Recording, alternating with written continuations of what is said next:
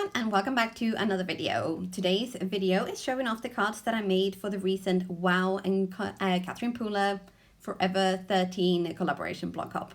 This is the card that I made for the actual release back, I want to say last month. And I used these ink colors, so that's Limoncello, Orange Peel, Rockin Red, Grape Crush, Suede Shoes, Aquatini, and Rickey.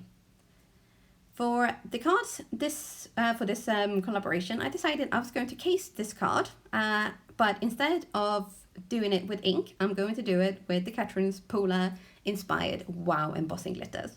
So I picked out the ones that most closely resembles the Catherine Pooler ink. So I picked out Sorbet, Tangerine Dream, and then Rockin Red. This one is called Tickle. And then Something Blue. Something Blue is the lighter shade of Suede Shoes. This one is not actually a glitter powder, it's a normal embossing powder. And then Rickey. My idea was basically to make the same card again, but with the embossing glitters instead of the inks. I then had another idea of what I was going to do. So I decided I was going to stamp up these inks, and then I have mixed clear embossing powder with one of the new changer trios. So the one I decided to use is called Glisten. So this is going to add a nice shimmer and glitter to my clear embossing powder. I thought this was a rather ingenious idea because I thought, after I'd laid out all the inks and all the glitter powders, I thought, this is going to make an almighty mess. But I decided to just stamp up all the inks, and then I'm going to use this mixed up glisten powder.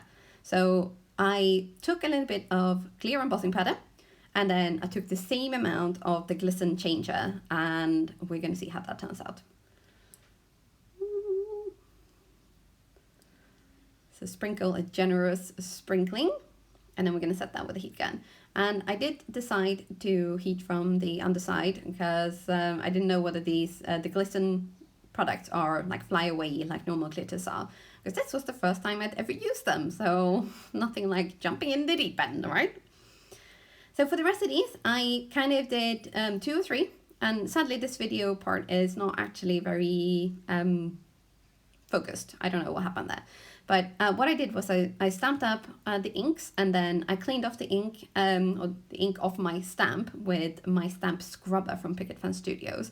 And then I went over with the embossing pad and sprinkled the powder, and then set that with the heat gun. And it did turn out rather fun, but as you may notice, I did miss out on the purple smile. So I kind of misjudged where the stamps were going, so instead of trying to squeeze it in and potentially overlapping, I decided to just kind of leave it as a gap, and then I would use that gap to put my sentiment in, which on the original card, it wasn't a big deal at all because the smile is just stamped up with ink, so nothing to kind of stop the heat embossing.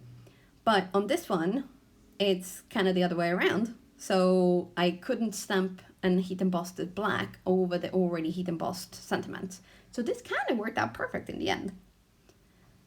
And I've used black ink, and then I've used the glisten changer on top. And I did think that this was going to be just kind of like black glittery magic, but it actually gave, it ended up looking a little bit like it has a purple hue to it, which actually looks really cool.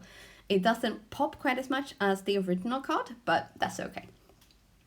So because I can't ever just make one card, I decided I'm going to do another one with another sentiment. And this one is beautiful, also from the beautiful sentiment stamp set from Catherine Pooler. So my original idea here was to use only the glitter powder, but you will see soon how that plan did not actually work out. So despite adding quite a lot of powder, it just didn't stick enough, but it wasn't also enough color in the glitter powder to really make it pop. So I decided to change my plan yet again. So I stamped up the sentiment with the ink, and then I have cleaned off the stamp with my stamp scrubber again and gone in with the embossing pad to add the glitter powder. And so this process is going to be ink, clean off, embossing pad, embossing glitter in the coordinating color, rinse, repeat basically. So we're going to do this whole panel up and down. And I did actually buy this color, so Rockin Red. I realized that if I just add a teeny tiny bit at the top there, I can almost get every single spare fling, corn. I don't know what the word I'm looking for here. Every single spare glitter piece back into the jar without any major mess. So I did learn something along the way as well. And I did make sure that I cleaned off that piece of paper in between each color as well, because I don't want any contamination in my glitter powders. I did kind of mess up, like with the first one. I completely misjudged where, or the space in between the stamps.